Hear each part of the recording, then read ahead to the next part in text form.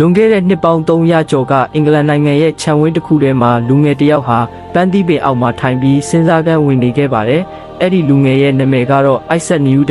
Newton ပါ။အဲ့ဒီအချိန်မှာပဲအပင်ပေါ်ကနေပန်းသီးတစ်လုံးဟာနျူတန်ရဲ့ရှေ့ကိုဘုံခနဲပြုတ်ကျလာပါတယ်။လူအများစုအတွက်တော့ဒါဟာတာမန်ကိစ္စတစ်ခုပဲပေါ့။ဒါပေမဲ့နျူတန်အတွက်တော့မေးခွန်းတစ်ခုထွက်ပေါ်လာစေခဲ့ပါတယ်။သူဘာကိုစဉ်းစားမိလဲဆိုတော့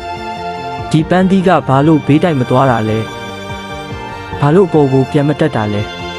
ဘာလို့အောက်တက်တဲ့ကိုပဲကျလာရတာလဲဆိုတာပါပဲဒီမေးခွန်းကနေတဆင့်နျူတန်ဟာကမ္ဘာဆွဲအား gravity ဆိုတာကိုရှာဖွေတွေ့ရှိခဲ့ပါတယ်ကမ္ဘာကြီးမှာအရာဝတ္ထုမှန်သမျှကိုဗဟိုချက်စီကိုဆွဲယူထားတဲ့အင်အားတစ်ခုရှိနေတယ်ဆိုတာသူသက်သေပြနိုင်ခဲ့တာပါဒီကနေ့ကျွန်တော်တို့သိပ္ပံလောကမှာအရေးပါတဲ့နေရာမှာတွေဟာဒီလိုမျိုးသိငယ်တဲ့အရာလေးတွေကိုသတိထားမိရာကနေစတင်ခဲ့တာဖြစ်ပါတယ်တင်ရော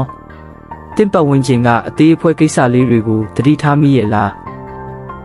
ဗီဒီယိုလေးကိုအဆုံးထိကြည့်ရှုပေးခဲ့ကြတဲ့အားပေးသူတဦးချင်းစီတိုင်းကိုအထူးပဲကျေးဇူးတင်ရှိပါတယ်ခင်ဗျာနောက်မှလည်းလူကြီးမင်းတို့အတွက်ဗဟုသုတနဲ့အသိပညာတိုးပွားစေမယ့်အကြောင်းအရာကောင်းတွေကိုအမြဲတင်ဆက်ပေးသွားမှာဖြစ်လို့ကျွန်တော်တို့ရဲ့ channel လေးကို like subscribe လုပ်ထားပေးဖို့ဖိတ်ခေါ်ချင်ပါတယ်